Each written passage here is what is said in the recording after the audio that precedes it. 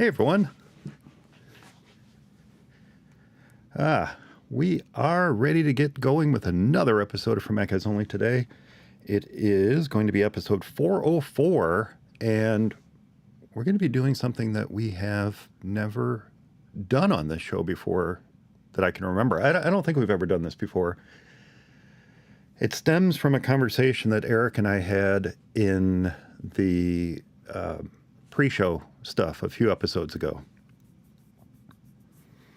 We're talking about coding and how Ecamm Live 4 was coded. I learned during their introduction for the fourth version a few weeks back that they are coding in Objective-C. And the joke, I don't know what they were referring to. Someone asked him if they coded it in Swift. And they said, no, they still use Objective-C. And Eric and I were talking about that a little bit a couple episodes ago in the pre-show stuff. And I had this idea to maybe take that notion and run with it. So at the moment we're waiting for Eric to join us, I have some notes over here. Oh, I always forget to mention this. I forgot to mention it last time until we were just about to begin recording, so we were a good 30 minutes into it. But here, right up front, if you are watching this after the fact, if you're watching it live, hey, look, there's nothing I can do about it.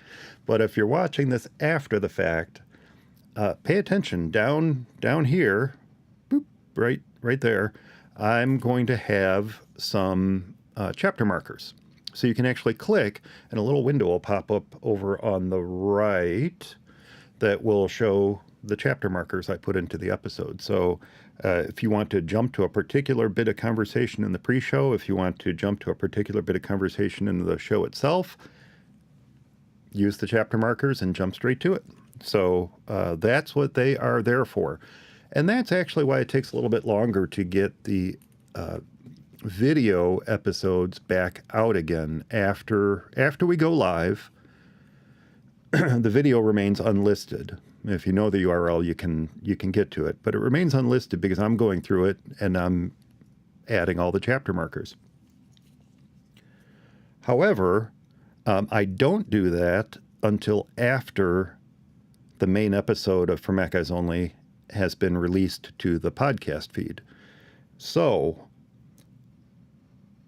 you'll typically expect the chapter markered version of this live video to be released roughly a day or so after the main podcast episode gets released to the feed, the podcast feed. So if you see the episode 404 come through in your podcast feed and your podcatcher, whatever that might be, Apple Podcasts or Memer or whatever it is, expect about a day later for the chapter markered version of the video to come out. Eric has joined us. Hey, Eric. Yeah. Yep, I'm here. Can you hear me okay? I can hear you okay, but I can't see you. Hang on. Oh, I know why. I have to. There you are. There you are. Just looking beautiful as ever. It's really okay, I'm sure, if you don't have me on camera. That's probably no. Yes. See? That you got the wrong idea. You can't say stuff like that. No. And have me not switch the camera over to you. Right. I should have known that, actually. Let's see here. Okay. Oh, shoot. Okay. See, I leave a note for myself every time, and I forgot yet again to start the recorder over here on the Zoom. Now, I mean, I've done this a couple episodes ago. I just did it again now. This is all being recorded by Ecamm. It's recording all this, but I like to have a pure audio recording as well, and I forgot to start the stupid recorder. It's the recordings I make on the Zoom pod track over here that you can't see me pointing to. Right. That is what I use to edit the podcast. I use these recordings. Those are much better recordings than what I get off of this. Yeah. Okay. That makes sense. Yeah. Yeah. Yeah. So I yet again forgot to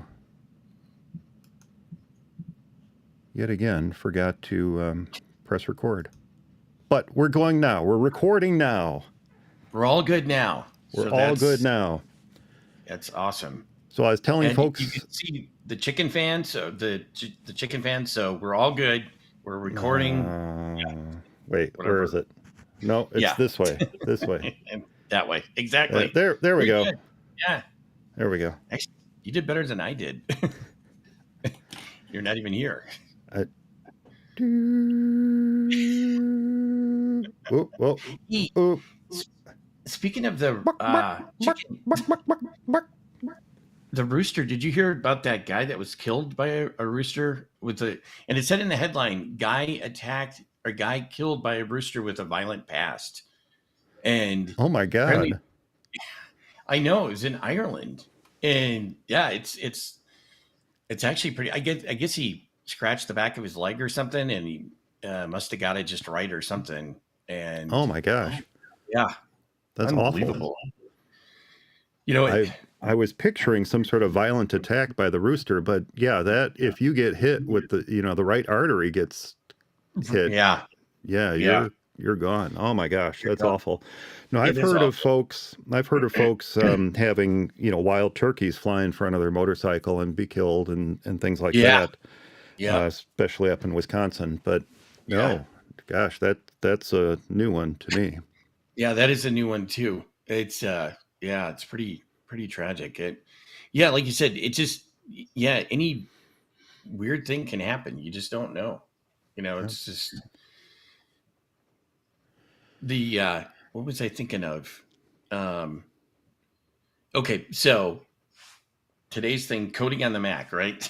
Yes, I was teasing people with that topic just a little while ago as we started the live stream. I was teasing with it, gave a little backstory. I didn't go too much into it. I figured we'd leave it for the show itself. But yes, are you going to tell me you can't do it? No, I'm not. I'm not going to tell you that. I would never tell you that. I'm just kidding. We should be pretty good. Okay, awesome. As long as you can chime in with your knowledge, I think we should be pretty good. Well, that will save a lot of time because my knowledge is quite slim. Yeah, And I admit as such. So yeah, just to give you a little heads up here, I did write a little intro, kind of like my own little brief history with this topic, brief though it may be. And I came up with a couple leading questions that you indicated you would probably have some notes up front. So I came up with some leading questions to kind of perfect. bring us into that topic, or at least two, Sounds leading good. questions. And then we'll just kind of go from there, if that's all right with you. Yeah, nope, that sounds good to me. Okay, great. I'm going to move a little window over here so I can kind of see you at the same time. This is exciting. I don't know who is with us. We've got a couple viewers online. I don't see anybody in the chat room yet. It does, by the way, there is a 5. If you subscribe to the channel, you have to be subscribed for at least 5 minutes to be able to chat in the comments or the chat room. You know what I'm talking about. If you want to leave a chat comment, you have to be subscribed for at least 5 minutes. If you subscribed in the past, obviously that doesn't apply. But if you're brand new to the live stream and you would like to leave a comment or leave something in the chat room, I should say, you need to be subscribed for at least 5 minutes. Right. That makes sense. All right. Well, I don't know what else is going on, Eric. Anything to chat about this week before we get started? Outside of the rain and the cold here, probably not too. And the wind. It's been we've had like a kind of major storm system moving through, but we could always use the rain. The 50-degree weather probably. I know that probably sounds just awful to you, but I could do without. But otherwise, it's been pretty nice. We're half of that. It's 24 degrees right now. Okay, so that's not too bad. Not too bad. Yeah, for the winter, you can always. I mean, I always could handle the 20s. It's when it got down to the lower teens and the single digits. That's when it started getting to be okay. This is enough. I don't need to get any colder. Um, I did read one interesting thing.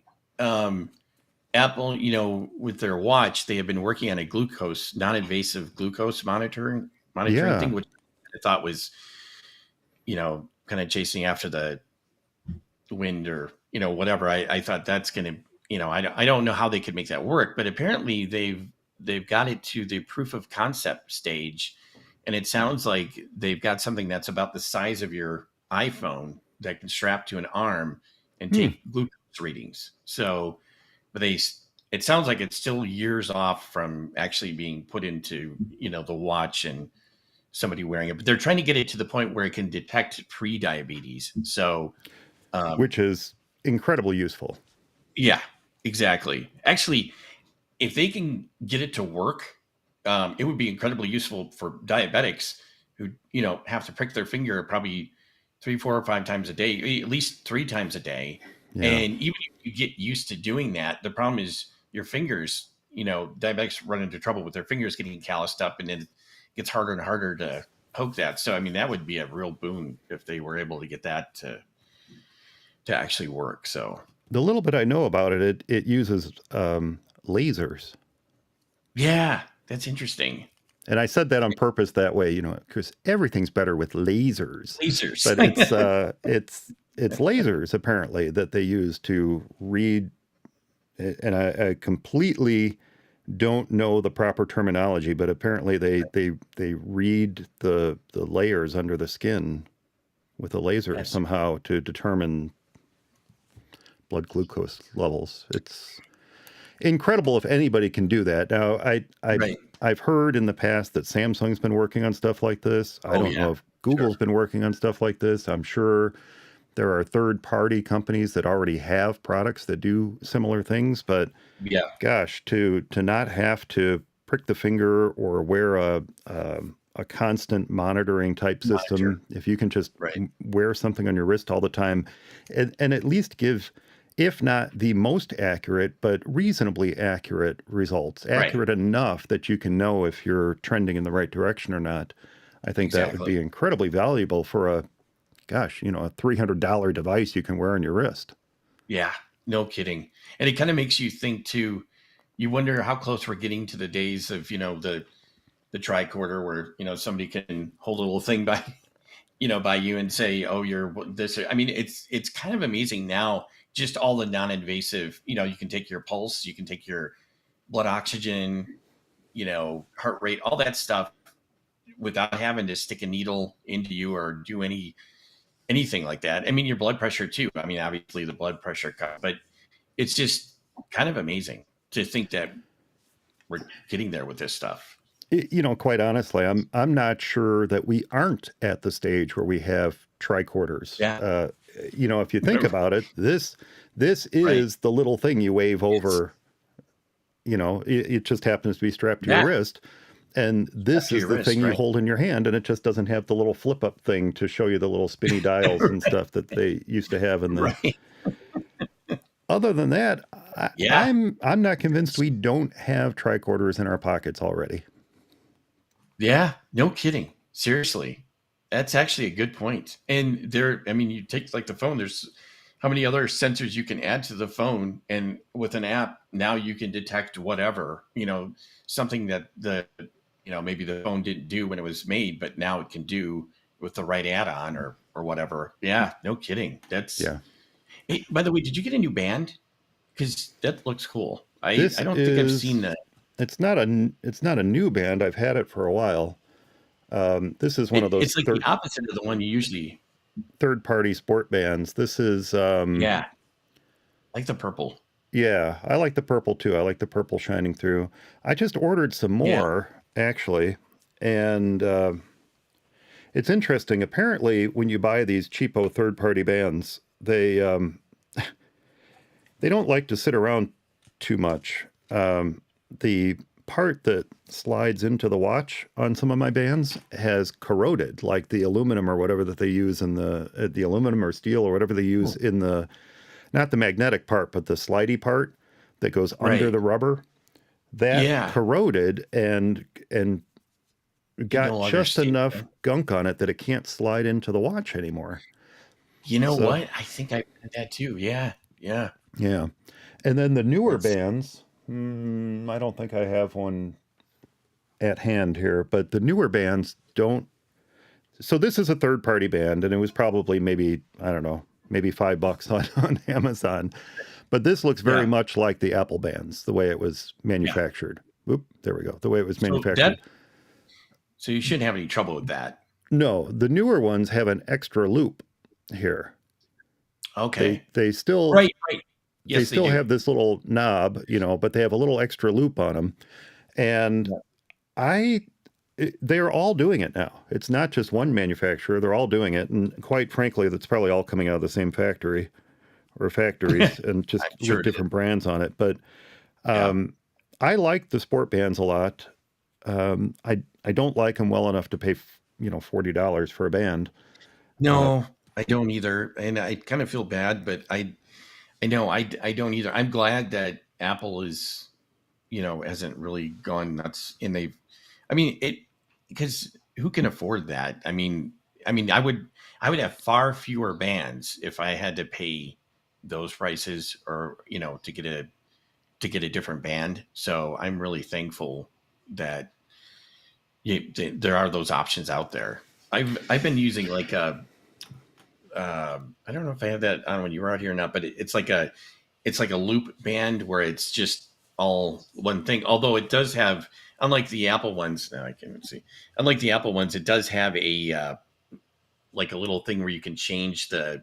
I can say have to do it where you can lengthen it or tighten it or loosen Oh, it. yeah, yeah. Some of the Apple bands, and some of the other third party ones like that don't have that, so you have to get it so it kind of fits your wrist. The one thing with my arms and wrists, they seem to swell up and get Mine too.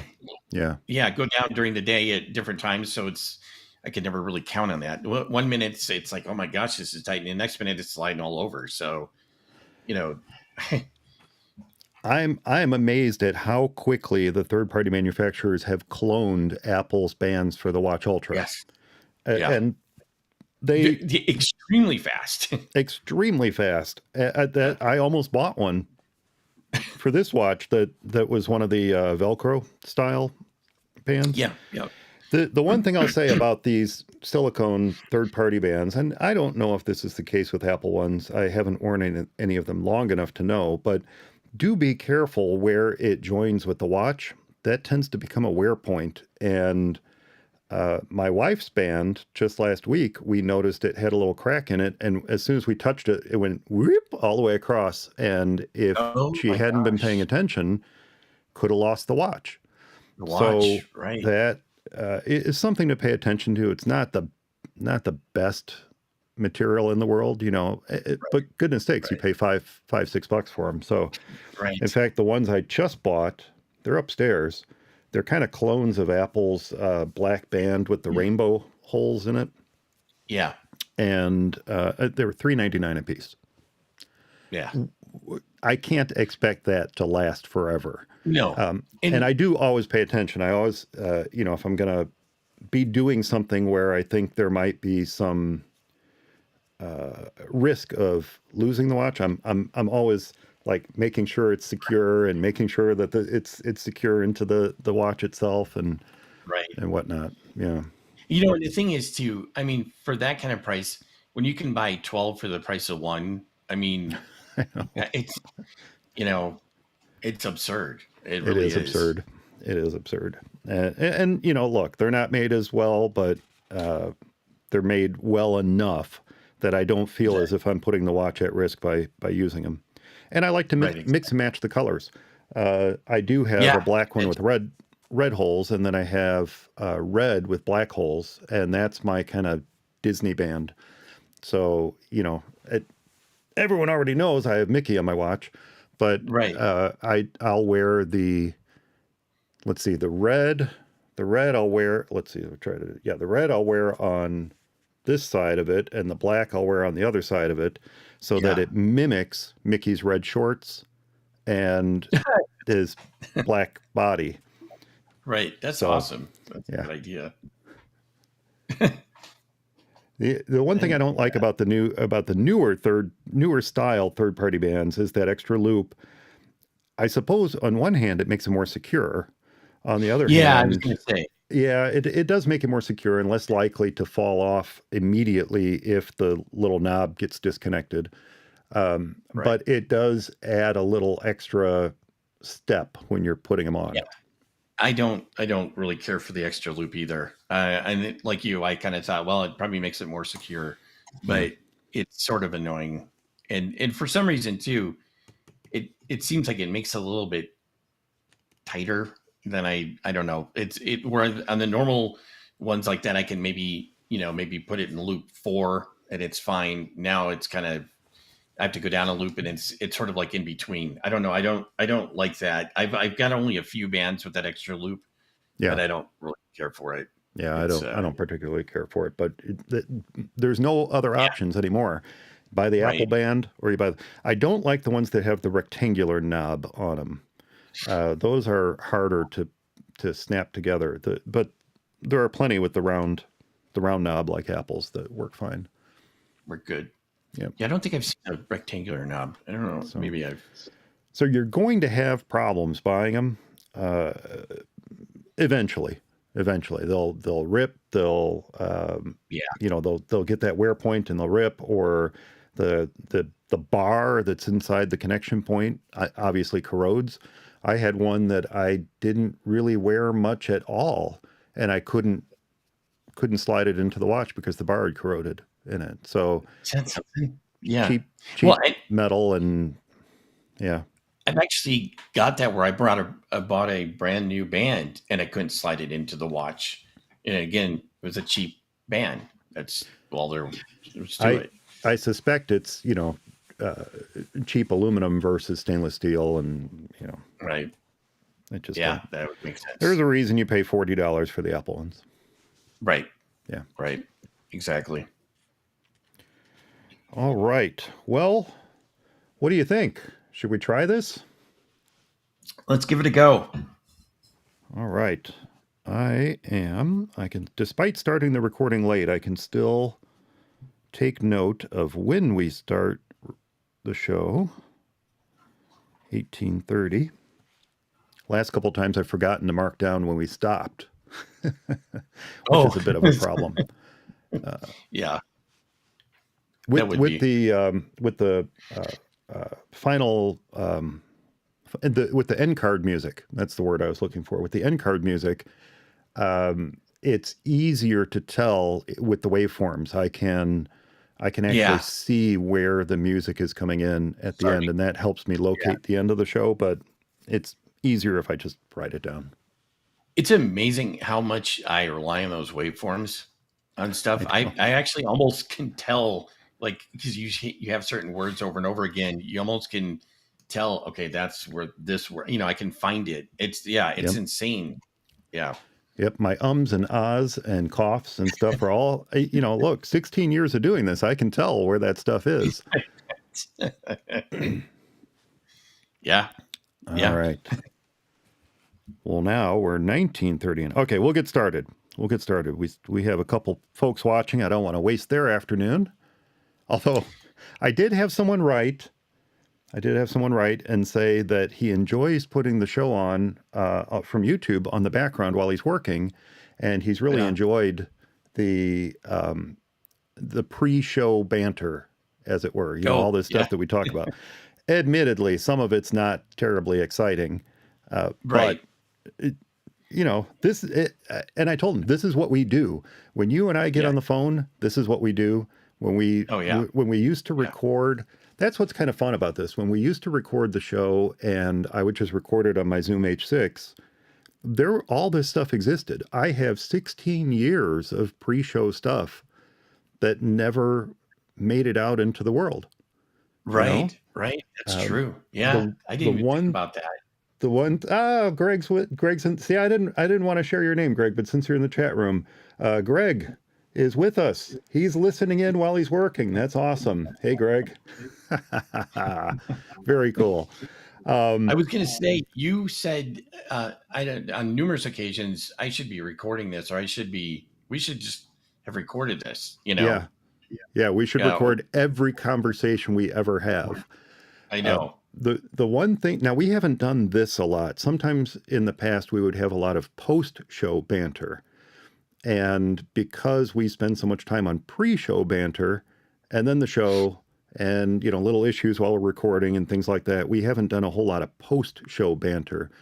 But there's Right. 16 years of that too. And I mentioned to him that, that is stuff that will never see the light of day. But that's what I love about putting this out live on YouTube now, is that it's all out there. It's Right. all out there. Right. People can see it if they want to.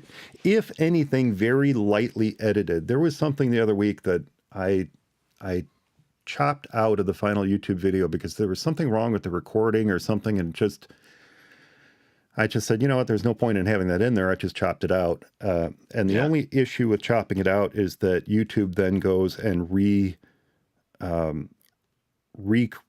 not recreates, but redoes the whole video. Oh, right. Yeah, so you do a little edit, and it takes 2, 3, 4, 5, 6 hours for it to go through and Right. Yeah. and create a new version of the video. The old version stays out there. The new version then replaces it when it's done. What's the they're not exporting it. They're just transcoding it or whatever. retranscoding. There you go. So I need someone who knows what they're talking about. I need someone who knows what they're talking about to finish that sentence for me. What's odd about that is you think I could just make the change in Final Cut, upload it, and have them, reprocess it, and it probably would go faster. But there's no way to do that and replace the video. You can add a new one, but that's the only thing that's. You can do replaces on Vimeo. So you can replace a video on Vimeo, but I don't do any of let's be honest, live streaming on video is kind of expensive for what I use it for. YouTube's free. Love it. Yeah. Love it. Thank you, Google. It's free and I love it. And the tools that they provide are great. And you're right, you could replace it, but then it wouldn't, I mean, you could re-upload it, but it wouldn't replace the live stream. So it would be then in your normal video playlist versus the live stream playlist. And right. Plus any analytics on it that you had before you did that. Lost. Exactly. Lost. All right. Well, let's see if we can further entertain Greg. I'm sorry, Greg. Let's see if we can further entertain Greg. This is exciting. I'm so excited that you have been able to join us. That's super cool. This may be the last time he'll join us, but at least, Oh, I hope not. This is cool. I invited him. I told him in my last email back to him, I said, be sure you if you're listening to him anyway and you can do it, I know you're working during this, and because he's working, I'll try not to distract him too much by calling him out there. But if you can join us, that would be great. And if we talk about something in the show and you want to chime in, by all means. In fact, what I'd hope to do in the future as we have more people join us during the live stream is to set aside, after we close out the show, set aside a little bit of time every week to go through questions and things like that, so that we can get folks' questions answered right then and there. And then maybe we can do some live listener paloozas in the future. Yeah. Yeah. You had mentioned that before, obviously we've done the previous question one, but it would be nice to do that too. Okay. Here we go. We're seriously going to start this time. What are we at now? Like 25? 25:10. We were at 18:30. Okay. Stop. We're going to start. Here we go. Okay. In 3, 2, 1. It's for Mac Guys Only, episode number 404 for February 24th, 2023. A Little Bedroom Coding. Hey everyone, welcome back to For Mac Guys Only, the show for the Mac community, where we share our thoughts and opinions on current Mac news and events. And joining me to share your thoughts on making your Mac sing is my For Mac Guys Only co-host, Eric Erickson. Hey Eric. Hey Mike, how are you? I am doing great. I'm excited. Our ice storm has passed, and we are now looking at a beautiful, bright, sunny day here in Northern Illinois. Did you lose any power when A little you had bit. the ice storm? A little bit. Yeah, a little bit. But mostly elsewhere in the county, not here. And for those of you joining us live, I am going to be keeping an eye on the chat room too. So if you have any questions or comments as we move along, be sure to preface it with a Q or the word question so that I can mark it and try to address it at the end of the show. Well, Eric, a few weeks back, during the live stream pre-show, as a matter of fact, we went off on a little tangent about coding when I mentioned that during the launch of Ecamm Live 4, they said that it was still coded in Objective-C and not Swift, as many people assumed. And I think that put a little bug into my head to want to dig into this topic just a little bit more. Now, I don't know about you. In fact, I'm going to ask you this in just a second. But when I started with computers, it was common, almost required, really, that you teach yourself to code. Yeah. And the term for folks like us, the term for those who were playing with these wonderful new toys from Sinclair and Atari and Commodore and Amiga and Apple, and toys is really the appropriate term, because remember where you would buy these computers? You would buy them at Osco Drugstore, or you would buy them in Toys R Us. They had a whole aisle in Toys R Us or JCPenney or Sears, whole aisles, whole sections dedicated to these toys. Yeah. And for a lot of folks, that's what they were looked at as: learning tools, learning toys. And for want of a better place to put them, they put them in the toy departments. Now, Apple was a little bit different. Apple had a whole dedicated market, and especially in the educational world.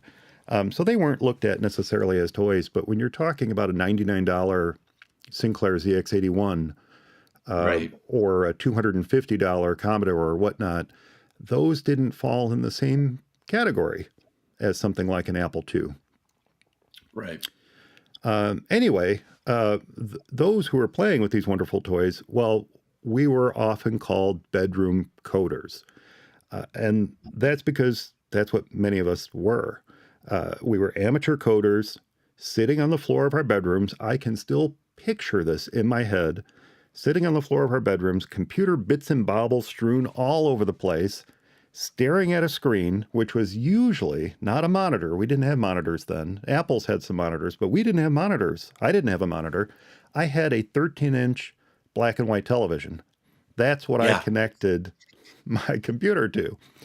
Well, we're staring at these monitors and doing our darndest to make the computer display anything other than a blinking cursor. And to do so, we had to learn to code, because what we were dropped into when we fired up our computers back then was a basic language environment. If you wanted to get the computer to do anything, you were immediately dropped into, in most cases, some computers had CPM, but most dropped you into a basic beginner's all-purpose symbolic instruction code. A basic programming environment. That's what you were dropped into. You had this blinking cursor. And what did we do? You would type in 10, print, quote, Mike is cool, quote, return, 20, go to 10, bloop, and your screen was filled with Mike is cool, right? All right, cool. So that's coding. And if we wanted to do something like that, you had to learn to code. Now, to help with that, there were magazines that were just filled with pages and pages and pages of code that you could type in by hand. There were books to guide you. But once you worked through those examples, it really didn't take long to realize that you wanted more. That the games were great, But the itch to scratch became figuring out how to make the computer do what you wanted it to do, not what some person writing an article in a magazine wanted it to do. Right. Right. And I'm going to do a little break here. I'm getting some feedback. From me? Are you on headphones? No, I'm not. However, we have done this before. And I haven't been on headphones, but let me do this. Let me see. Somehow, maybe the mic is picking up stuff. Do you still have? Check. Do you still have? Can you hear me? Can you hear me? Yeah, I can hear you. All right, let me just do a quick check. Check. No, I'm not hearing myself now. Okay, I can put my headphones on anyway, just to, Now, yours are Bluetooth? Yours are Bluetooth headphones? I'm going to put them on. I'm going to plug them into a cable. Ah, okay. Awesome. I have a...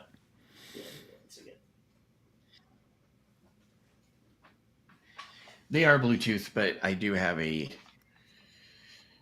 cable I can plug into. I just have to switch it over. We've discovered ourselves that the AirPods and other Bluetooth headphones don't work well for this sort of thing, but I actually saw a support article. I saw a support article the other day that specifically said don't use AirPods and other Bluetooth headphones because they don't work well for this sort of thing. No, it's the latency just doesn't work. Let's see. Hang on. Check. Oh.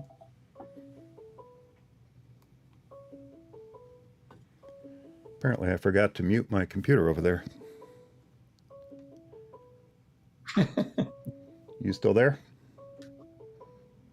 Yep. Can you hear me? All right. Yep. Give me just a second here. I'm going to go over and... All right, stop ringing. All right. Hang on one second. I got to disconnect and I'll join back in. Okay.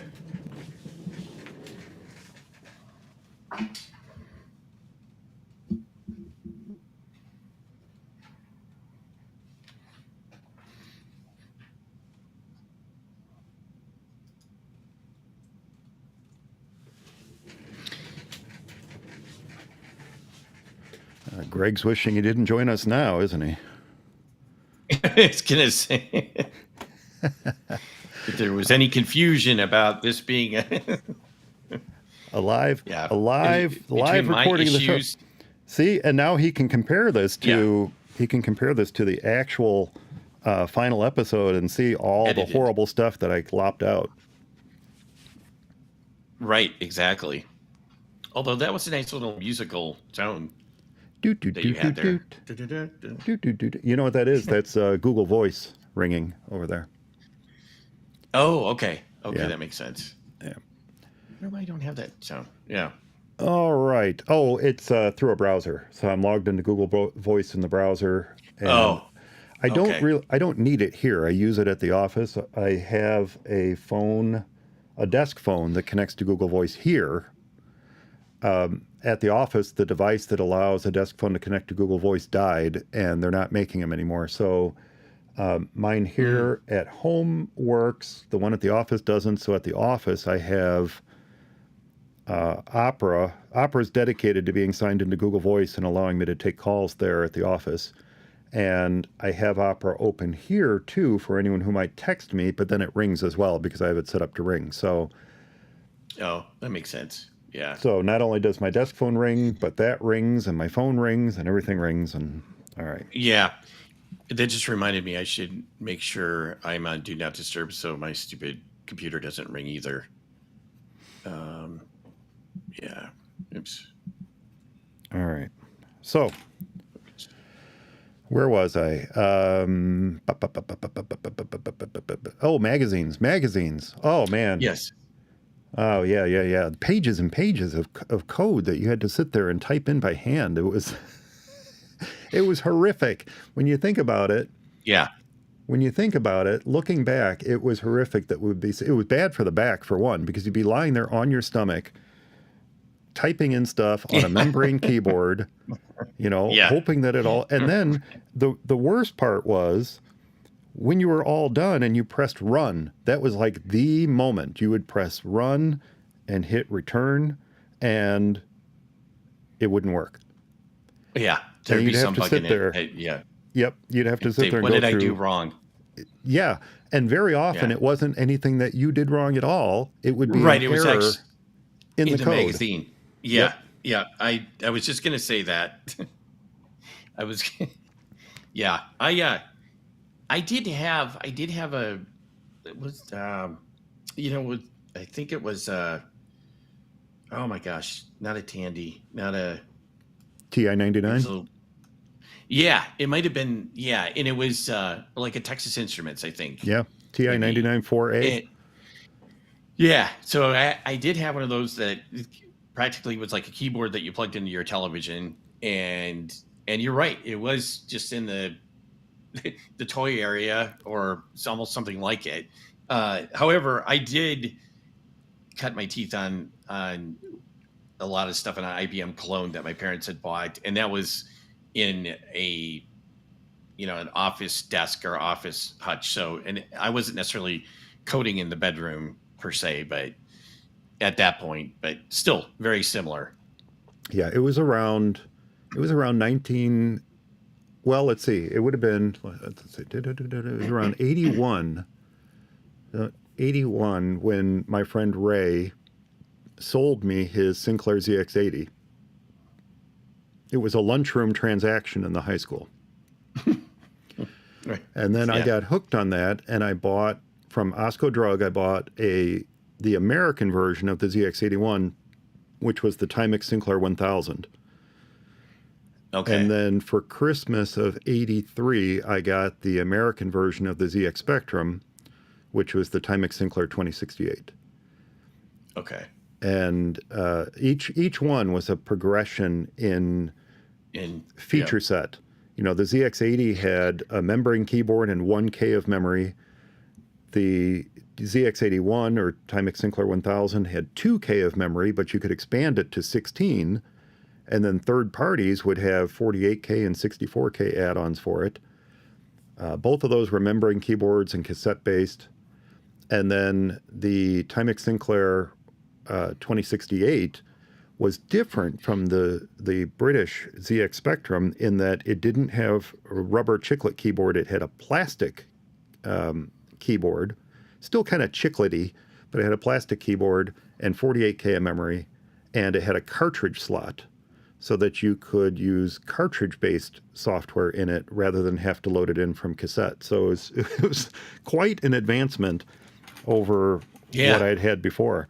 And all of those, each time I would graduate to a new version of a Sinclair computer, I would be able to learn and adapt and adopt new ways of coding based on the capabilities of those new machines.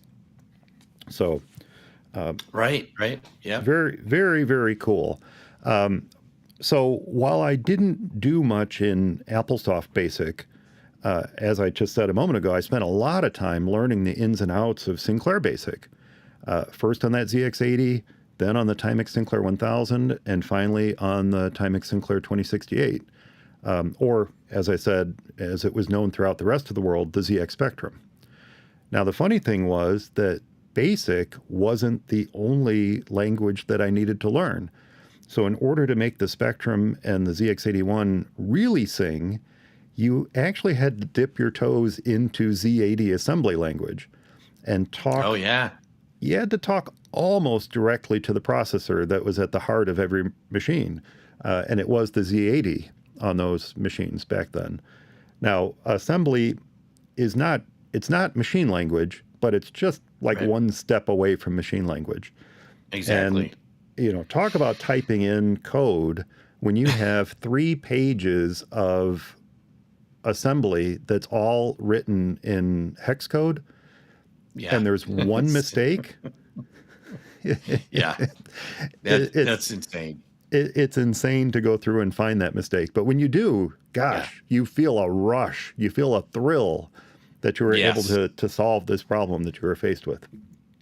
Yeah. In fact, I've often just, trying to solve a problem, I'll just just trying to get something to work. I'll be happy if I get past whatever mistake I was trying to fix, even though there's like 20 others. I'll be happy that I fixed that one. Now I can go on. Yeah, It's it's that exciting. exactly. Not to diverge from my notes here too much, but I remember a program that I typed in from a magazine. It was your Sinclair. It was your Sinclair magazine, and it was for the ZX81. And the one thing about the ZX81 is it didn't have high resolution graphics. It had very decidedly low resolution graphics.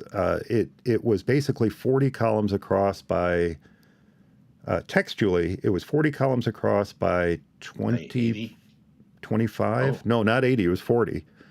Wow.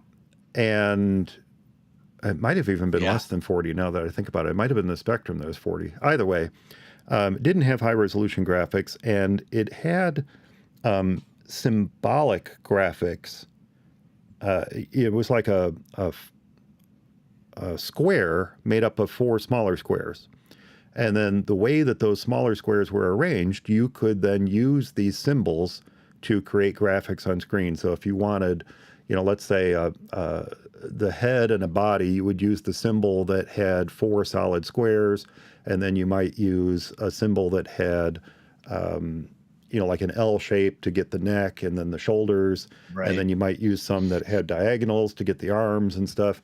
So that was what you had to do on the. So it wasn't bitmapped. It wasn't bitmapped Still at all. character generate. Yeah. However, there was this clever program. Oh, and by the way, the ZX81, this Timex Sinclair 1000, was black and white, and it didn't have sound either. So there's no sound, no high resolution graphics. This is before the Spectrum. This is the precursor to the Spectrum. Well, some clever programmer created a program, and it was put into your Sinclair magazine that used a combination of BASIC and Z80 assembly to not only give the ZX81 high resolution graphics, but also to give it sound. And it was a very clever thing that it did. It didn't have a speaker, but it would, I'm actually not sure what it had something to do with the timing chip, I believe. But it would force sound to come out through the connection, the RF connection that you had to your television. It was so they had a very rudimentary explosion sound. Anyway. That's cool. Yeah. Yeah, it was very cool. And it was a submarine chase game, a submarine hunt game. And I sat there, and on this membrane keyboard with no means of backing it up in 2K of memory, I typed in pages of hexadecimal code that would then get peeked and poked into the system through the basic code. Right. Peek was to read, poke was to write. And so if you use the poke command, you could write information, almost directly to the processor or the CPU. And if you peeked, you would read that information. And I could digress again there on a nifty little program I wrote that created drop-down menus using that technique. But for the submarine hunt game, that's what it used in essence to draw a high-resolution seabed floor and a high-resolution sub on screen, and then to give you, I believe it had a ship at the top, and you would hit a key and it would drop a bomb down and hit the sub in the water, right? Well, when the sub got hit, a replacement graphic was supposed to go over it to show the sub exploding, and then it would do this kind of fake explosion sound out through the TV speakers. Well, after typing in all this code, when you ran the game, it ran great until the sub exploded, and the explosion, the original sub would be there, and the explosion would be like 2 or 3 sub lengths away from it. It was quite bizarre, and it was all because just one line of this hexadecimal code was incorrect. And incorrect, right. Hunting that down, figuring out which line caused that explosion to be offset, and fixing of course, it. It was easy because you could use the ZX debugger. Absolutely. Just track down that line. You probably put a breakpoint right at the explosion, right? Yeah. Exactly. Yep. All very easy to do in 2K of memory. Right. So, all right. So anyway, that was my little diversion on that. That was fun. And I do remember I wrote a letter to the editor and said, you blew it last issue. And they did subsequently release the fixed code on the site as well. On the thing. So. That's awesome. And they printed my letter, which was great. Oh, that's good. Yeah. Now, after that, I went off to high school, and I was lucky that my high school had, so this is around 1981, 82, they had both Apple IIs, and unusually for the time, they had a mini computer. And both of those were on the school grounds. So it wasn't long before, because I had an interest in it, I found myself in AP classes learning Fortran, Basic, and Pascal. And then that, of course, led to me taking additional languages in college, like COBOL and Assembler for mainframes that were on the campus. And then much later, this would be, I guess, in the 90s, I played a little with Visual Basic and other high-level languages, but eventually I pulled away from it all when the web came along, and I moved on to working on websites. So these days, and for quite some time, really, I have not been dipping my toes into coding like I maybe wanted to. I mean, there's a lot of really cool stuff you can do, but I just don't feel like I really know where to start. But the truth is, from all I can tell, getting into coding now is easier than ever. And many of the tools that are needed to take a peek into the world of writing your first app for the Mac or for iOS are either included with macOS or they're free to download. Now, you, on the other hand, Eric, you've continued to swim in the waters of coding, as I continue to mix metaphors. And you've done so both professionally and as a hobby. So how did you get started? Actually, I got started, kind of not a whole lot different than you, although probably you were into it a lot deeper than I was as a kid. But it was very similar. Got a computer and got magazines. I remember Byte magazine and I think some other ones that I was really into. And they'd have the source code in the magazines. And if you wanted to see it happen or whatever, you would have to write the code. You'd have to type it in there. Yep. And so I got into it that way. And I did remember doing the high school I went to, they did have a bunch of Apple IIs and they, taught us basic and how to write. We could create our own little application in there. And I forget what it was. It was like a survey application where it would ask questions and the user could type in their input. And it wasn't anything, it wasn't anything extraordinary, like find all the prime numbers from 1 to 1,000,000 and see how fast you can do it. But it was interesting. But then later on, actually I had used PCs, and I was going to say, a friend of mine whose parents were teachers, this is probably late 80s, had gotten a Mac, and I think they had gotten a discount or whatever. And I remember it was probably, this is around 87, 88, probably 88. So it was probably like a Mac Plus or Mac.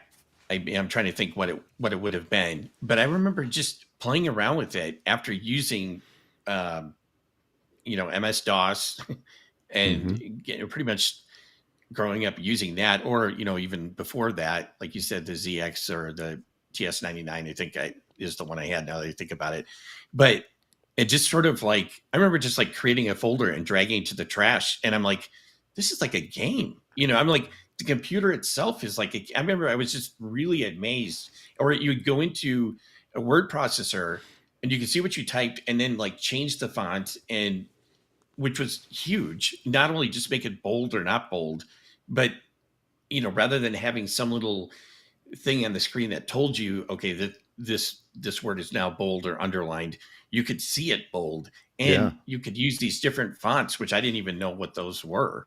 And I just remember being completely blown away by it. So later on, uh, after I got married and we were buying our first computer, I'm like, I'm going to get a Mac. But at this point, Windows was already coming on pretty strong.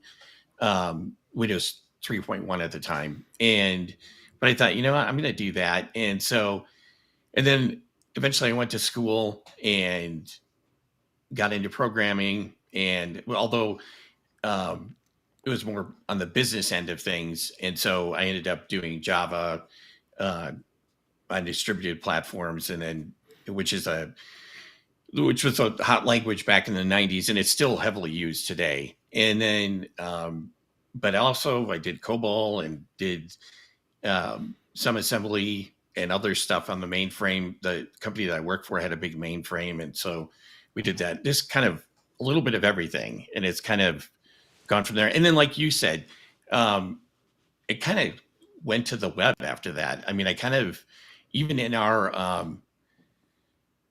what was I going to say, even our, at our work where we were doing some desktop native applications, which some of them were written in Smalltalk, which you think about that now,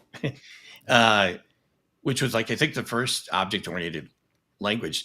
Even there, we kind of went to doing web applications because the powers that be thought, you know what, we don't know where this is headed. We don't want to get pigeonholed to a certain operating system or whatever. We want to be able to, have these applications work wherever. So even there, we ended up doing, web applications. So that's kind of where I've focused on since then. But I have been getting into more desktop applications recently, just because, of all the new possibilities that are out there. Well, there's unlike 1981, there's little reason to force yourself to learn to code. No, right. Unless there's an itch to scratch. I mean, there's certainly enough apps out there that it's not hard to find something to do what you need it to do. I guess needing to custom code is almost more common in web development, but almost everyone has an itch to scratch of some sort. And if you could quickly whip up a small program to do that one thing that would save you time, whether it's saving time for work or saving time for personal reasons or what have you, if you had the knowledge to throw together, and I don't mean to say that lightly, because throwing together an app might take days. But if you have the knowledge to do that, and then you can solve a problem, the power is back in the hands of the user again, and not in the hands of third-party developers who maybe don't know exactly what it is you need.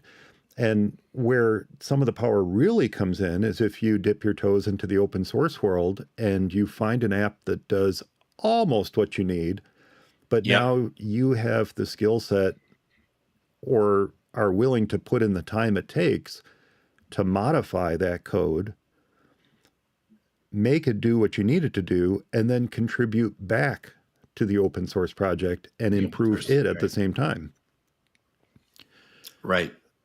So if someone were today to look at getting started with coding because they maybe have an itch to scratch, as I've said, and they want to get started with something like that on the Mac. And I'm going to say the Mac because I think it's probably, even though there are tools to code on iOS and specifically iPadOS, I feel as if it might be easier on the Yeah. Mac. Yeah. Should they start with something like scripting, or maybe should they jump right into, the Xcode environment and something like Swift, or why would they choose one over the other? Well, it depends upon what you're wanting to do. And I guess it kind of comes down to, like you said, your itch that you need scratched. And a lot of times, probably if it's the sort of situation where I do this routinely every single day or every hour of the day or every time I'm using my computer, I'm creating this set of folders and I'm doing this and copying these files and doing all this stuff. It would be really great if I didn't have to manually do that each time. Then, scripting would be the way that you'd probably want to go. And you'd probably want to look at something, if nothing else, AppleScript or JavaScript or Python or any of those languages that are totally friendly on the Mac. And, JavaScript is probably one of the better languages for something like that, just because it's so ubiquitous and it's used everywhere. But so that would be one reason that you'd want to maybe look at scripting. The other thing would be if you're just curious about coding to begin with, and you don't know if you really want to do anything big, but you just would like to see what it entails, then I would say it would really make sense to look at something like Swift Playgrounds. And I know you said that. Is Mm. that still a thing? And it is still very much a thing. And it is also on the iPad, like you were talking about. And I think that's to the extent of what's on the iPad is the Swift Playgrounds. But the Playgrounds application is very simple, and it allows you to type in Swift code on the left-hand side, and there's a little run button, and you can see the output on the right side. So Mm. you're not talking about creating, it's not I'm going to create this app environment. And so I'm going to have this window frame and I'm going to have all of this, visible stuff that I need to deal with, plus the code that needs to execute.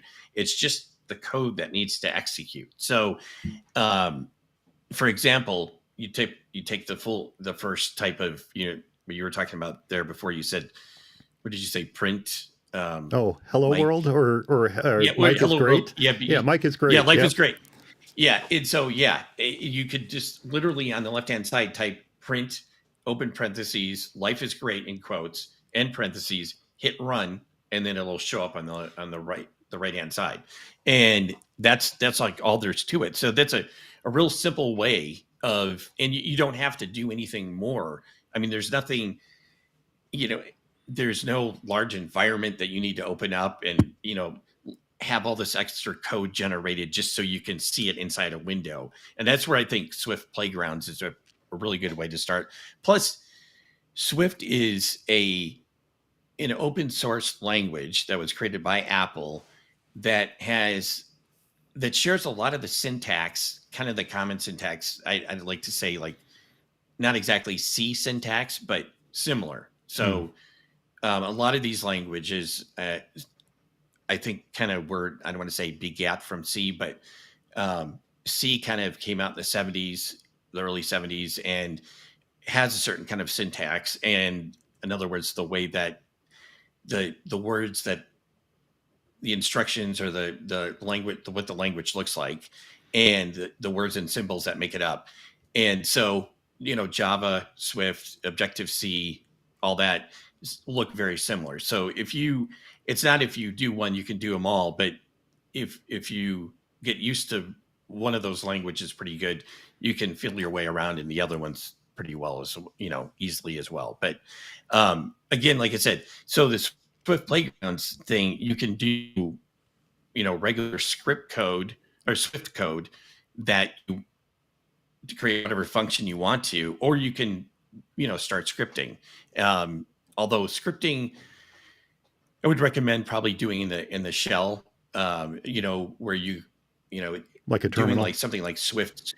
Yeah. And actually you'd run it in a terminal, but you'd code it in your regular text editor. Let's say, I mean, you could just do it in text edit and save it as a file and then kick it off inside the terminal.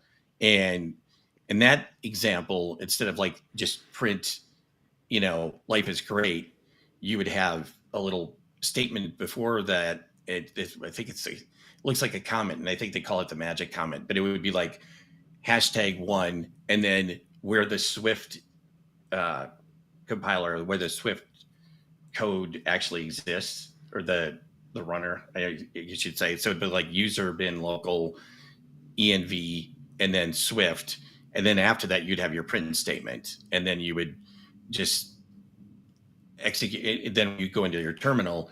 Inside of terminal, you'd say whatever the name of the file that you saved it as. So let's say you saved it as life is great, then you would type in the terminal /life is great, hit enter, and it would run that. So that's how you can basically use Swift in as scripting as well. So there's all kinds of things you can do. Now, the terminal often gives folks the heebie-jeebies. So before we go too far down the path of saying, hey, just write your script, save it as a file, and run it in the terminal and freak people out. Yeah. Right. There are other ways. Can you script in Swift through something like Automator or some other environment that gives you? I know you can do AppleScript in Automator, but can you do stuff like scripting Swift in Automator, where you have an environment from within which you can run this without needing to worry about dropping to the terminal? Or is scripting, if you want to script in a language like Swift, is creating a file and running it through the terminal something that is necessary? No, actually, you don't even really necessarily probably have to get your hands in the terminal. I mean, you can still have things run inside the terminal without even accessing the terminal. There's nothing in Automator that I know of, and I don't think that there's anything in shortcuts either. But obviously, and case in point, the Swift playgrounds, while that isn't exactly something you want to do for scripting, and I'd love to open up right now, but I know as soon as I do, this whole thing will break up. So I'll just leave it. But you could do a lot right from within Swift playgrounds. And then if you actually needed to execute outside of that, let's say in the terminal, take it that next step. So where playgrounds, and the reason why it was created to begin with, and I think they're kind of using it sort of as an instruction thing too, but the reason why they created it to begin with, it was an easy way for people to say, you know what, I want to see if I can do this. I want to create this. And people don't want to have to go through the whole trouble of opening up their integrated development environment like Xcode, create a whole new project just to run some code. Let's say it's stupid, but let's say find all the prime numbers from 1 to 1,000,000. You just want to write some code just to do that. Well, creating a new project in Xcode and doing all that just to do that is quite a bit of overhead. So Swift Playgrounds gives you the ability to do that without having to open up this. It's just a simple one window app, and you can write your code. So in the same thing, you could write your Swift code that you want to do in your script very similar too. Now, obviously, if you're accessing files and stuff like that outside of Swift, that there's going to be a little work to it you're going to have to do. I still think that's probably the easiest way to do it. Now, whether it's accessible from shortcuts or I don't know. I don't think so. And I know it's not Automator. I know that. You could probably using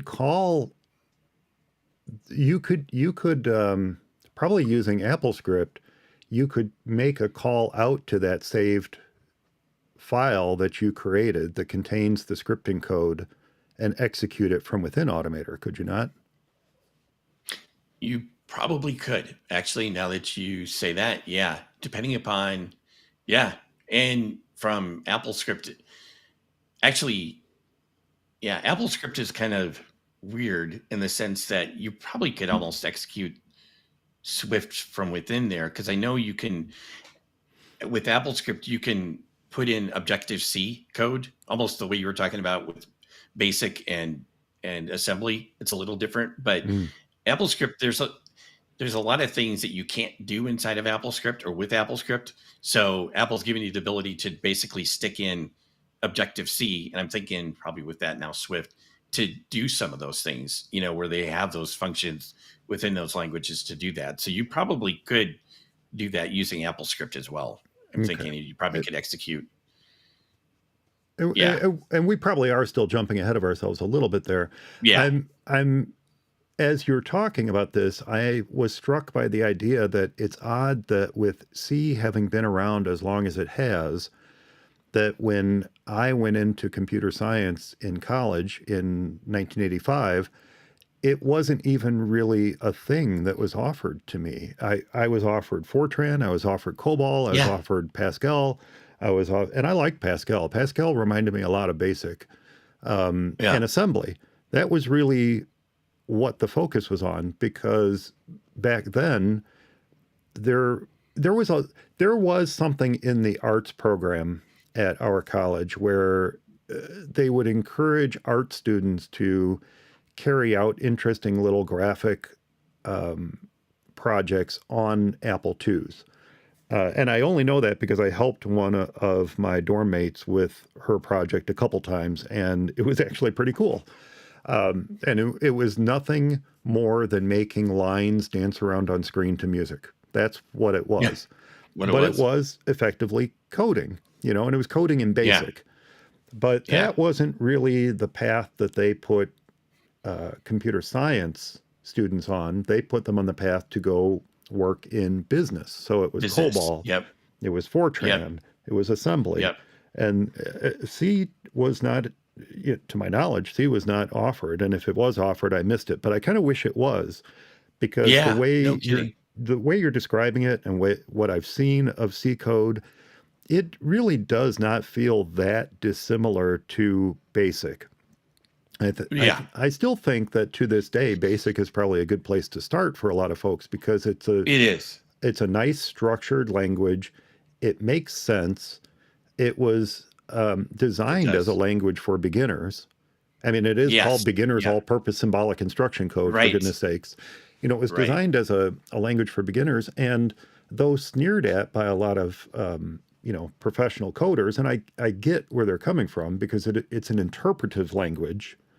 In other words, it has to run through what they call an interpreter to take that code that you've typed in and convert it to assembly so that Yeah, but the computer knows so what are a to lot do with of it.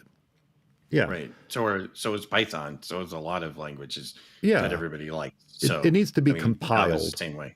Right. If you're Every going to language create needs it. to be compiled.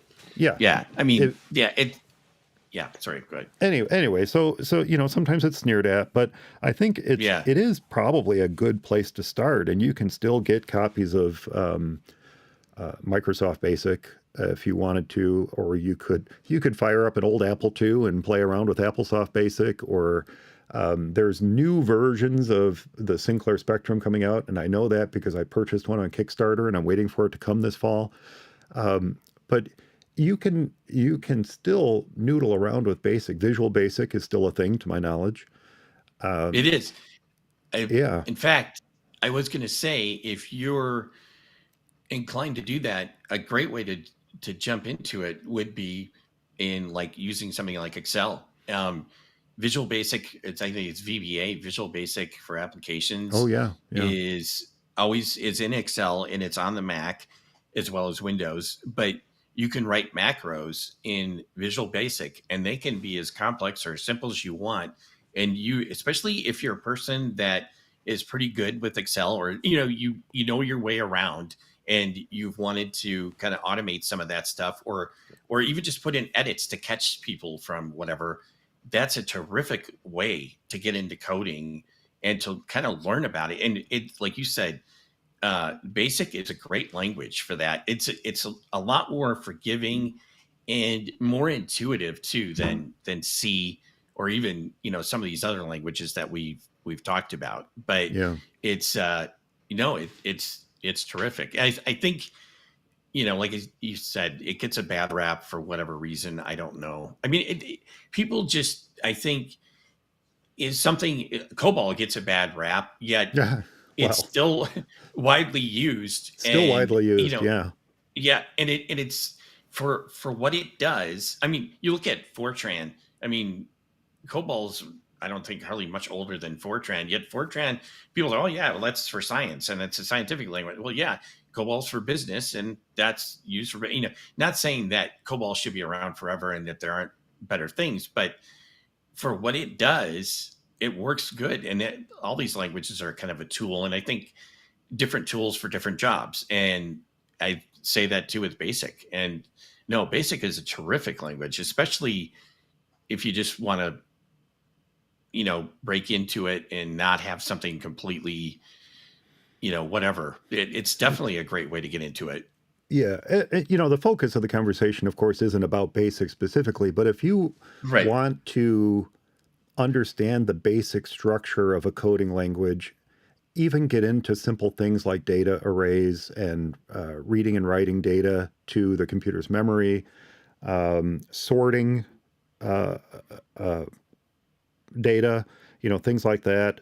Just Yeah. understanding the basic structure, and I don't mean that to be a pun, the basic structure of Yeah. a coding language and the rigid confines that you need to stay within in order to execute an application on a computer, BASIC might be a good place to start. Yeah. Now, that said, as I mentioned back in the day, we were kind of forced to learn BASIC. That's what came on most computers. The Apple was a little different in that you had to boot into it, but so many of Right. the other computers, it was built into the firmware, and that's when you turned on the computer, it started in that BASIC environment. And that's so. Yep.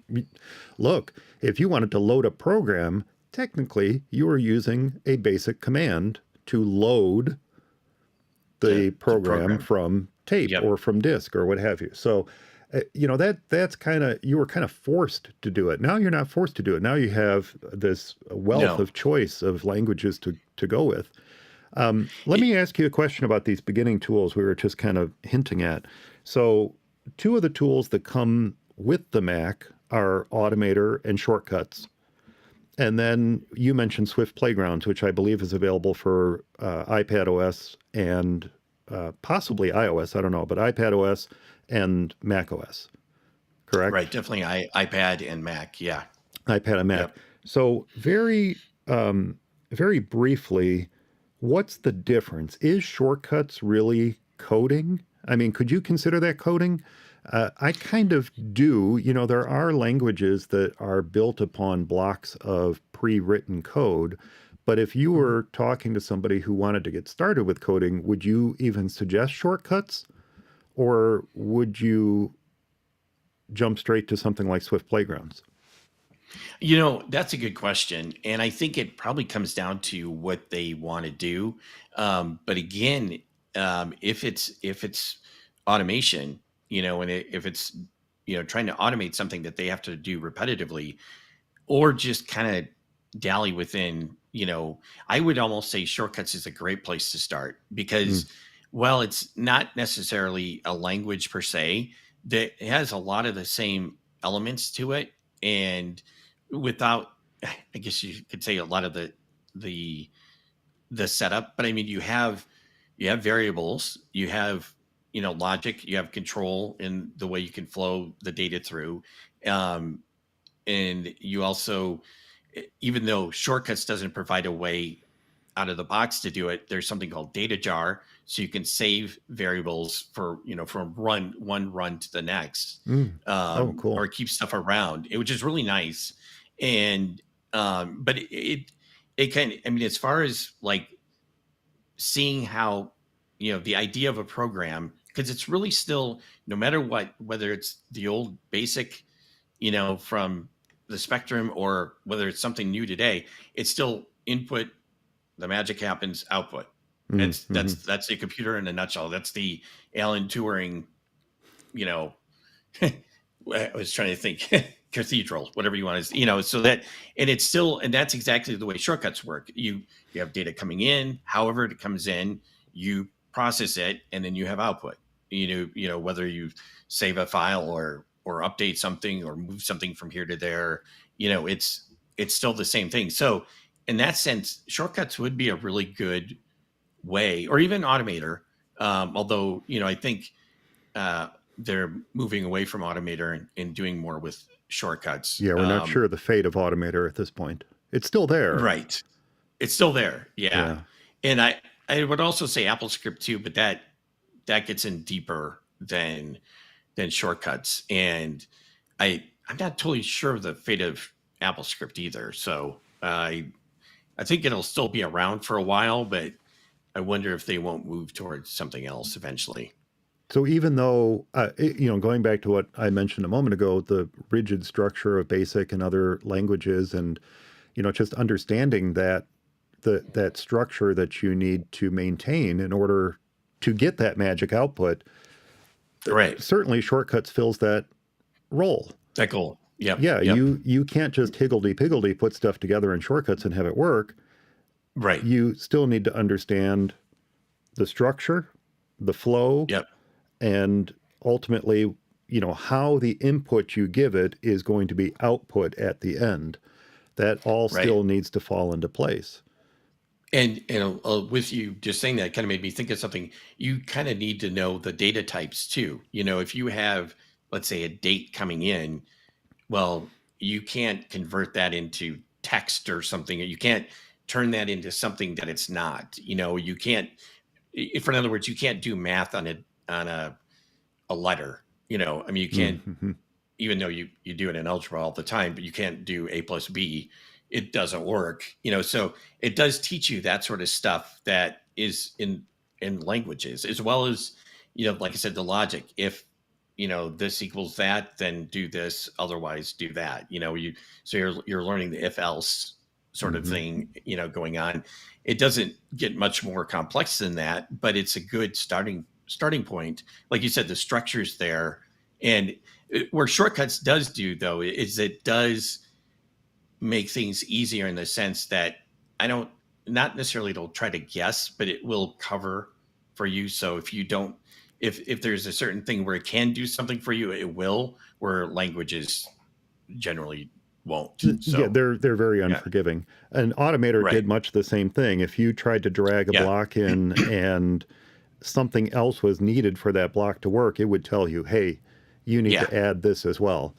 And so there, little hints and tips to help guide you into making better scripts in shortcuts and Automator. Now, Swift Playground sounds a little bit different in that you do need to somewhat understand the structure or the language Swift in order to use Swift Playgrounds. But you do need to understand the syntax. Yeah. You need to that's the better way to put it. You need to understand the syntax of Swift. Does Swift Playgrounds guide you in that respect? Does it tell you where to start and how to start, or do you have to know that ahead of time? I think there is. I haven't really messed with it like that, so I don't know if there's sort of a introduction to it. But yeah, it doesn't give you a whole lot of extra. It just sort of makes it easy to write some basic Swift code and get it to execute without having to have a big surrounding application or whatever. So it doesn't. Yeah, you kind of do need to know what the syntax is and how things work. You won't just do it for you. Now here's two weird questions. One, can you basically craft an entire app within Swift Playgrounds and ultimately export it in such a way that you could upload it to the App Store? Or does it restrict you to running within the environment? You could, well, yeah, you wouldn't be able to do a whole, well, I guess it depends upon, what you're trying to do. Obviously, if Hello World is your app, you could do that. But you would still need to put it in Xcode to actually create something that could be, submitted to the App Store. And Okay. So Swift Playgrounds by itself does not give you the tools needed to ultimately get whatever you craft up into an app store. Right. Got it. It's just more of a code runner. So it really does live up to its name. It's a playground. It's a place to just noodle around with ideas and see how they work. It's kind of like a musician, noodling on a guitar or playing on a piano or something and saying, oh, I really like that. I'm going to have to remember that little bit of code, because I very often heard that music is like coding, so they have to remember that little bit of code and repeat it at some point in the future.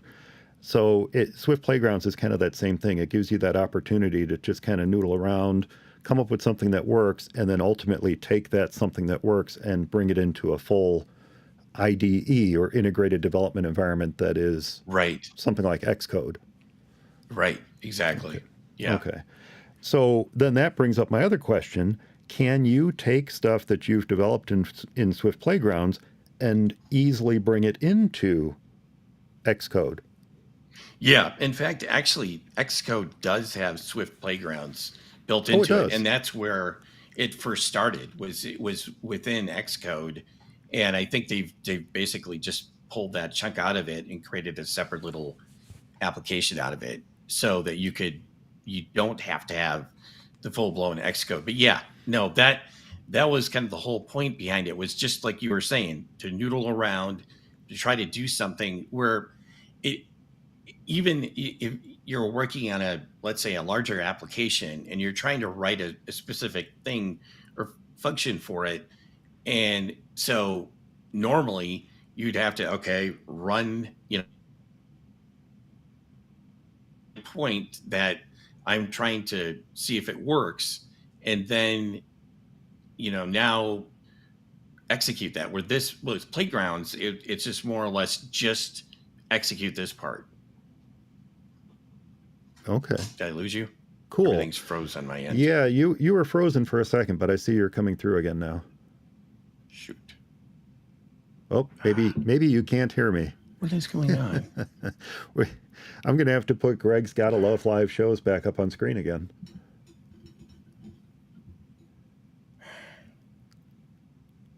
Oh, and there,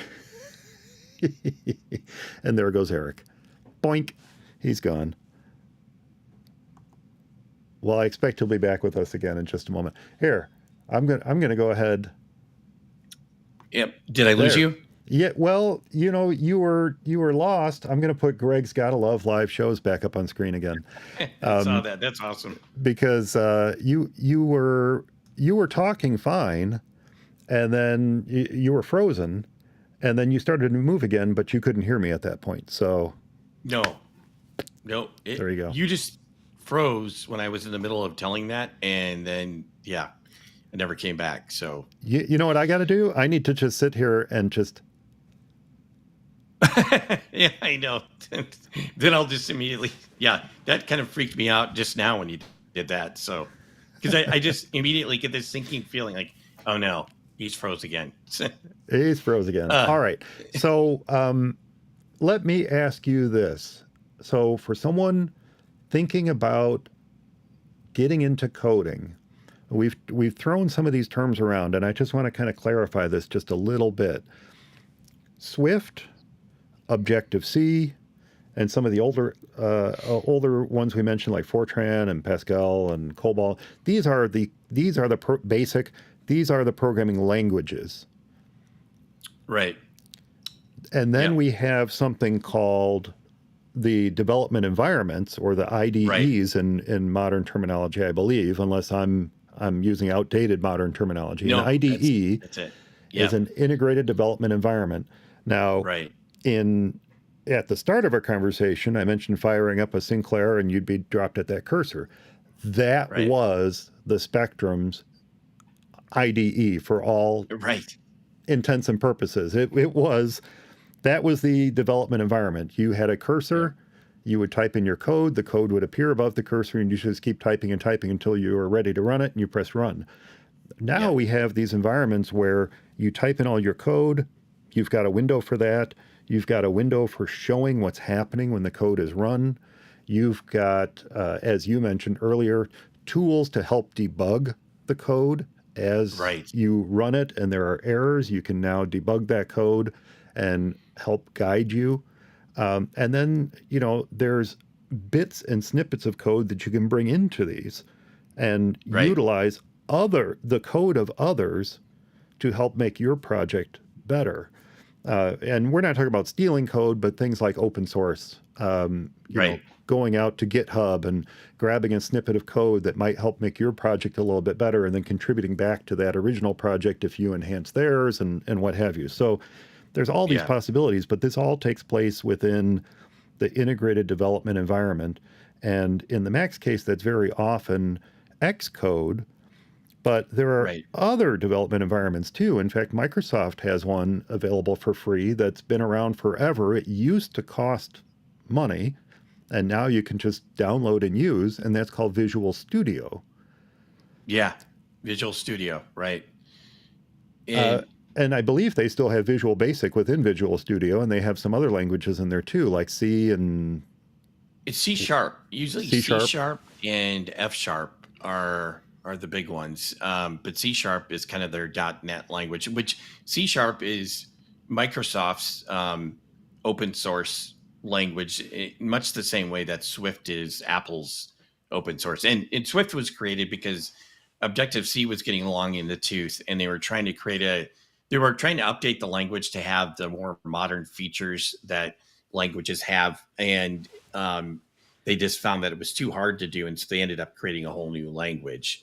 But yeah, so Visual Studio is another integrated development environment that's by Microsoft, and it's actually pretty nice. And depending upon it, you can create a whole wide variety of different applications, either for the Mac or for iOS. I think you can even create applications for Apple TV, and there's a number of points in there where, if depending upon what you're trying to do, it'll actually open up Xcode and bring it into there, because of the way that things work. I think because it basically allows you to create a native, really a native app, for the Mac or for whatever. So even though you can create keep the underlying code base the same, let's say, so if you want to create a Windows version and a Mac version, you can do that but still make an application that's written or directed towards that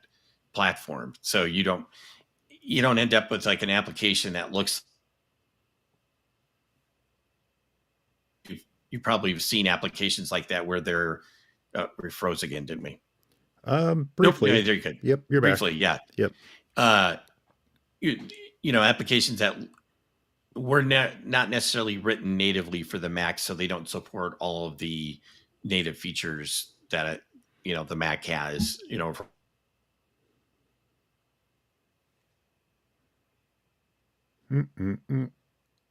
Wah, wah. What the heck? Dang it! What the heck, indeed. This is going so well.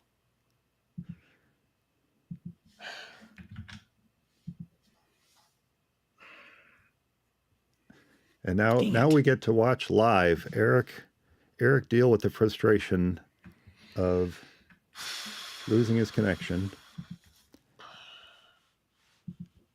All right. Here. All right, we're gonna disconnect Eric. We'll bring him back in just a second.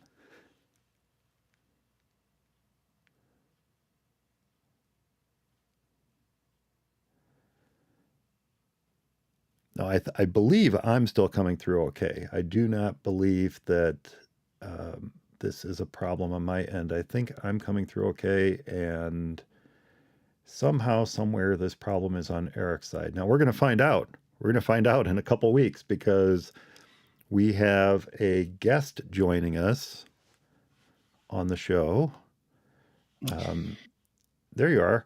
We have I was just telling folks we have a guest joining us on the show next episode, and we're going to be able to tell if this is you or if something else is going on, because I think It's I believe I'm still coming through okay. yeah, no, it's got to be me. I have And no idea. I don't know. yeah, I don't know. Anyway, so we were talking about the development environments.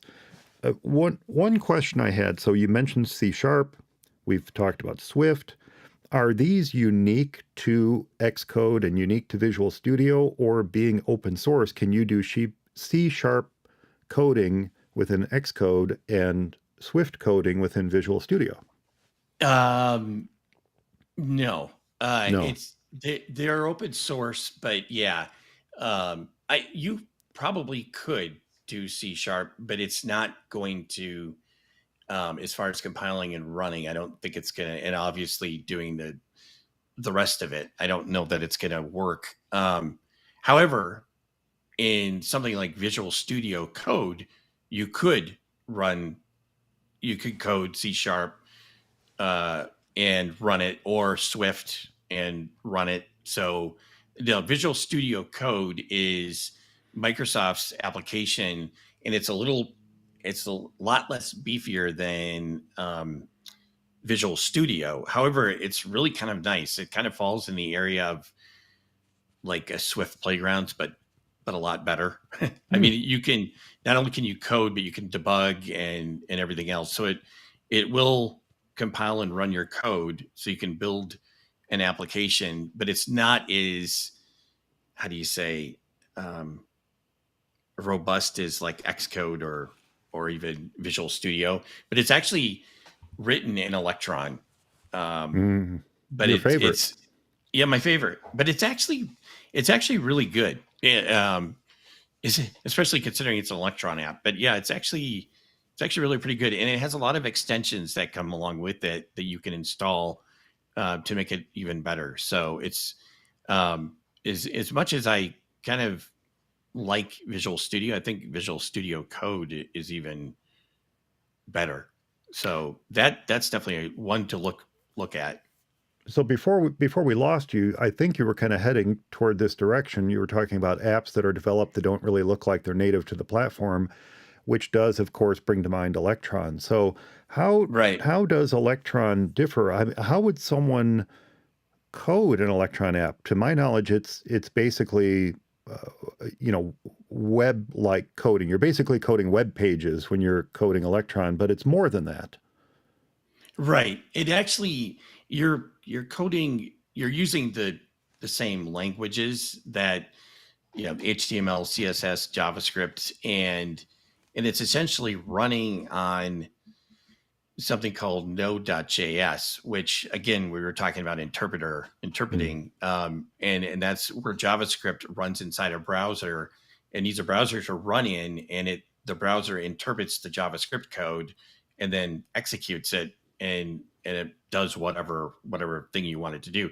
It's the same thing with Electron, except for, and Electron does have its own environment that you can download from, I believe, GitHub or Electron's site, and it it doesn't look too much different than, I haven't really tried it out too much, but it doesn't look just too much different than the other. But you essentially code your applications. It's more like a web application. However, it runs using node.js, so you don't have to run it inside a browser, Mm. and it exists like a normal desktop app that you would launch from your applications folder, and it would run, and then but it but it isn't able to mimic a lot of the things, or you don't have access to the native frameworks that the Mac has. So, if you're doing, let's say, a text editing, it's not going to look like your standard Mac text editor, like that's inside of TextEdit or even in Scrivener. It's gonna look different because it's gonna have what it does, not what the Mac can do. So I I I think that's see. the other big thing. So with all that we've talked about, we've talked about scripting tools like shortcuts and Automator. We talked about Swift Playgrounds and Xcode with Swift. Talked about Visual Studio, C Sharp, and F Sharp, which, by the way, is spelled C and then like the hash Yeah, symbol, yeah. C Sharp. If going back to the original concept here, if I were getting started out, what would be a good progression? What I think I'm hearing, and correct me if I'm wrong, what I think I'm hearing is something like shortcuts, just to kind of understand basic structure of coding and input and output of designing a program, but then perhaps migrating to Swift playgrounds to play around a little bit more with the core ideas of Swift and its syntax, and then maybe migrating to Xcode and the full-on robot Swift from there. Does that sound Right. like the right progression, or should someone maybe just say, heck it, I'm gonna just start trying to figure out Swift, play around in Swift playgrounds, and then move on to Xcode and forget that whole shortcuts and automator thing? Yeah, you can do it however you want to do it. And I think we were just saying if you've never done anything like that and you kind of want to see, what it's about, um, shortcuts or even a scripting language like AppleScript is kind of a good place to start. The only thing I would say with AppleScript is I don't find it as intuitive, and it's maybe because I've worked with a lot of these other languages beforehand, is as I would like. It's very verbose, and I don't always. It takes me a while to kind of get my head back into it, so it's a little bit different. But if you want to, if your idea is, hey, I've got an idea for an application, and I want to code this, and I want to build this application, then I would recommend just you know finding a good site or book or whatever where you can learn something like Swift programming.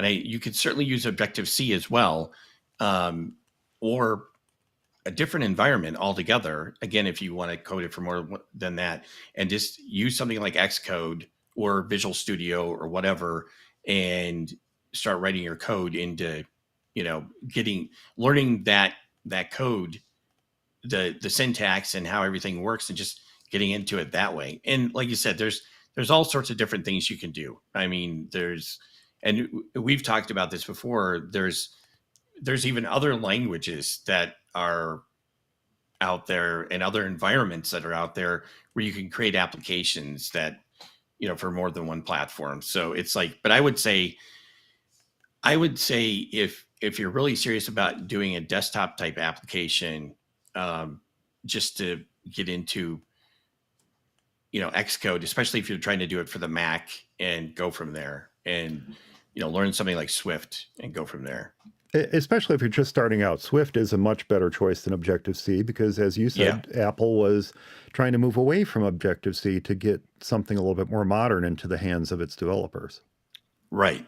And Objective C is great too, and I wouldn't necessarily. I mean, people have made a case for it.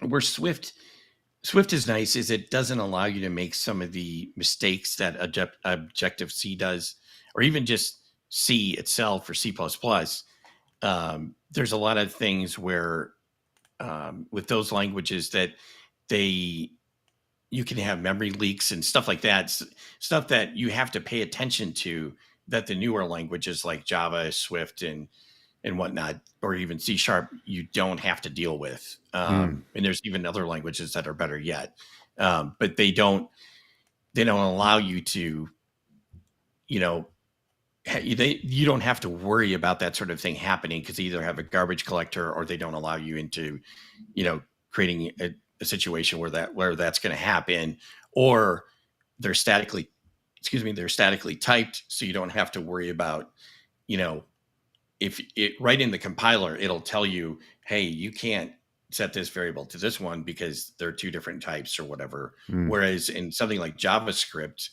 it's more loosely typed. So if you're setting a number to a character field, well, now it's a number field. And so and now if you're not expecting that down the line, you're going to run into issues. So, but Swift doesn't allow you to do that sort of thing. So in a way that's really nice for beginners and works well. It sounds like a great place to start. And ironically, it sounds very much like the old Sinclair BASIC that I cut my teeth on because you could not freely type in code.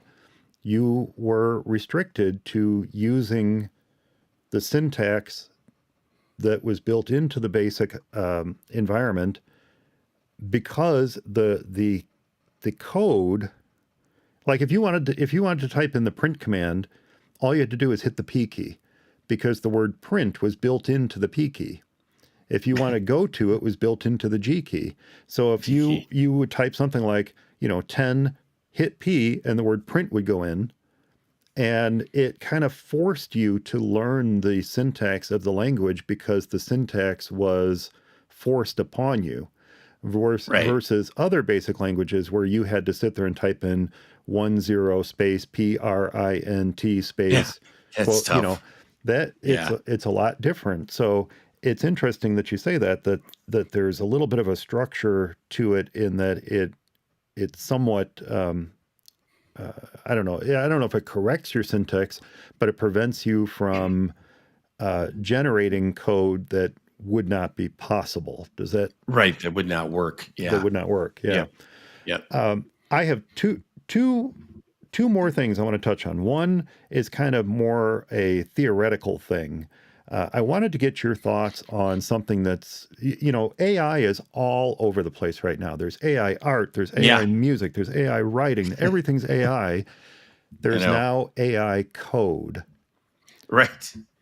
And Microsoft is kind of in the middle of a tiny firestorm right now with Copilot.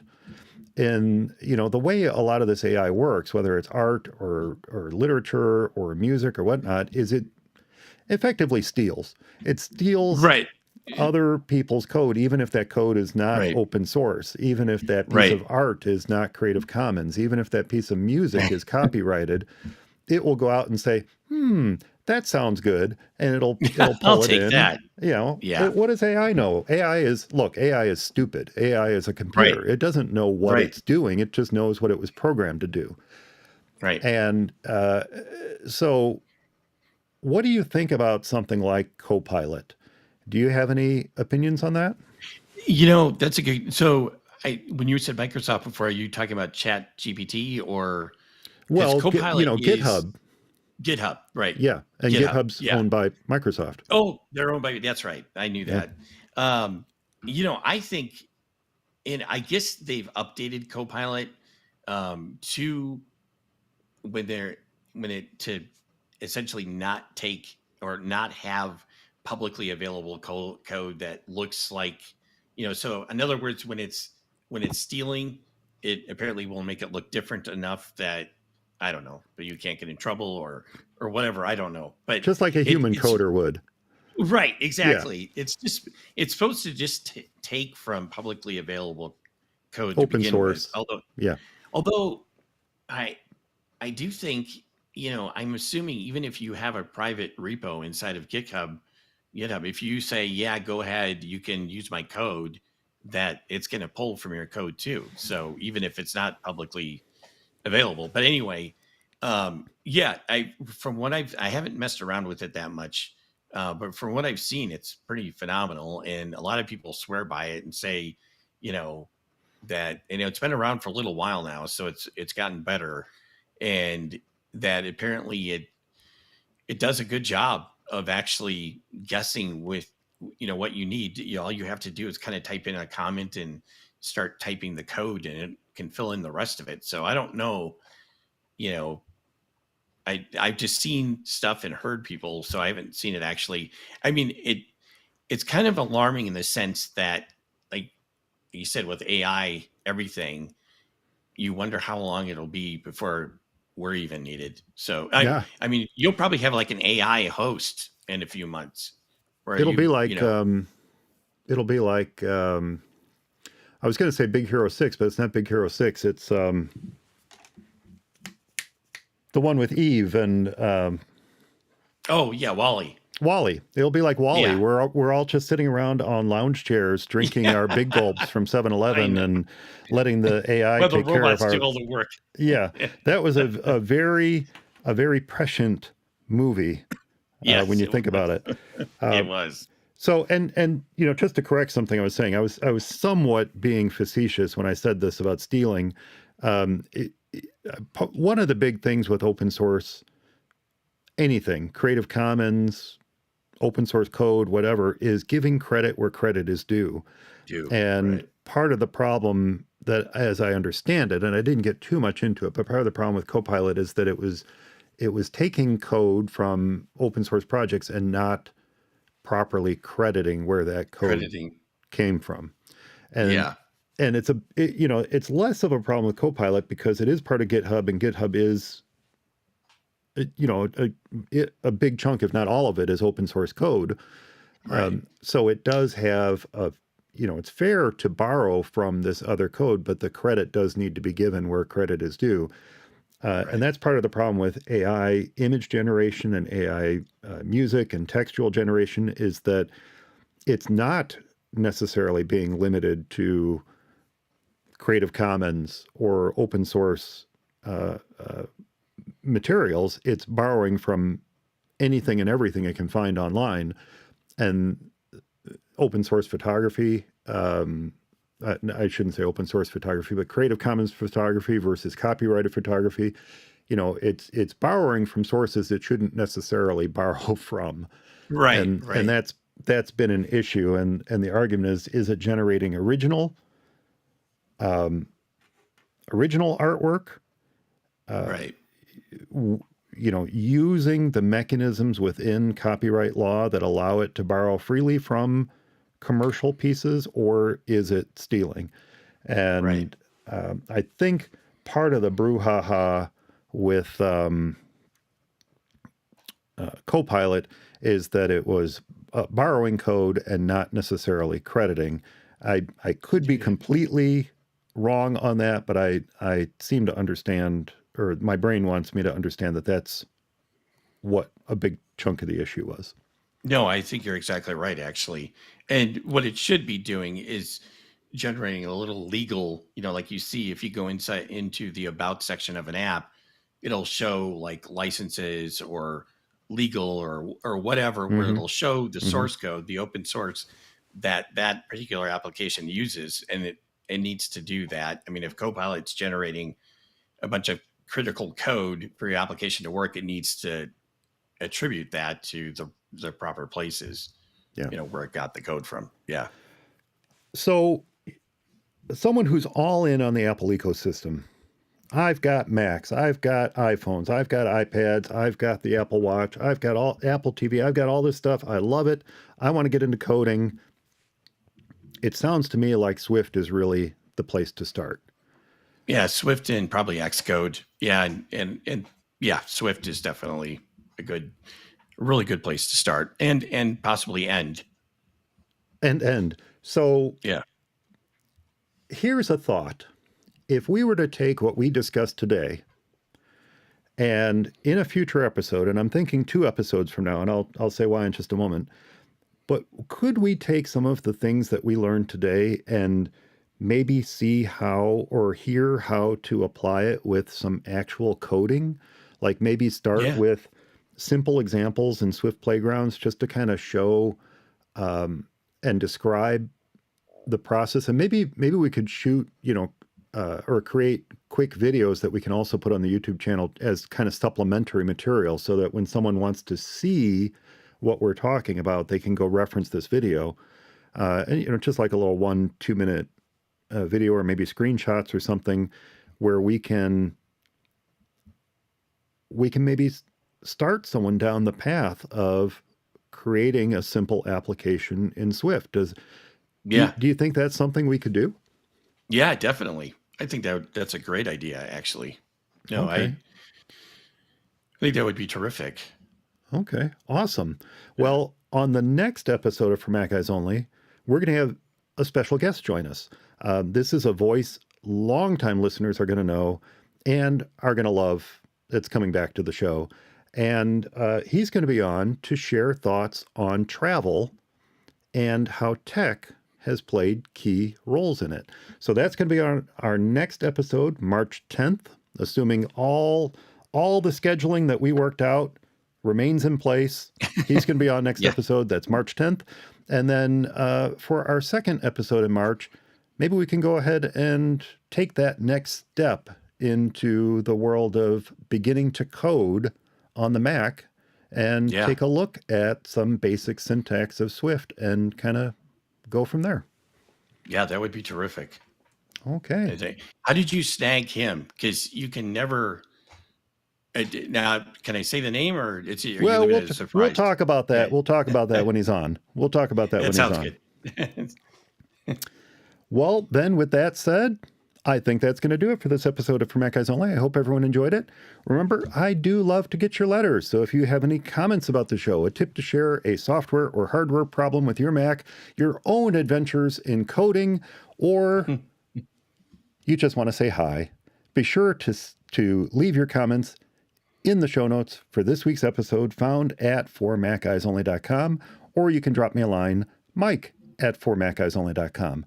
And like our guests in the chat room today, be sure to subscribe to the show's YouTube channel at youtube.com/FMEOTV and click that little notification bell so that you can find out when we're going to be going live, and you can join the chat room and catch all the behind the scenes stuff that doesn't make the final cut of the show. Thanks so much for listening. Let me try that again. Beep. Thanks so much for listening, everyone. And thanks to Eric for joining me this episode. You bet. Stay subscribed, and we'll talk to you next time. Now, I'm not going to cue the music yet. I'm going to just say thanks to Greg for joining us in the chat room today. Thanks for your comments. Yeah. Love them. I'm glad you could join us. I hope we made your workday a little bit more entertaining, and hope to see you next time. Yeah. This will probably be the last time we see Greg. He'll never be never show up live. Oh, man. Yeah, and the reason I did that is because once I cue the music, he can't hear us anymore. Yep. So, thanks, Greg. Thanks for joining us. Enjoy the rest of your day. Enjoy the weekend, and we'll talk to you guys soon. Cue the music. Cue the music.